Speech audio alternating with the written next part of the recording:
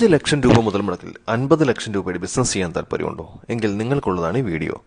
ഒരു കാലത്ത് നമ്മുടെ നാട്ടിൽ ഏറ്റവും ഗ്ലാമറുള്ളതും ലാഭകരവുമായ ഒരു ബിസിനസ്സായിരുന്നു പെട്രോൾ പമ്പുകൾ. പക്ഷേ ഇന്ന് കാലം മാറി. പെട്രോൾ കാറുകൾക്ക് പകരം ആളുകൾ ഇലക്ട്രിക് കാറുകളിലേക്ക് മാറി ചിന്തിക്കാൻ തുടങ്ങി. നമ്മൾ തന്നെ എപ്പോഴും പറയാറില്ലേ, ഫ്യൂച്ചർ ഈസ് ഇലക്ട്രിക് കാർസ് എന്ന്.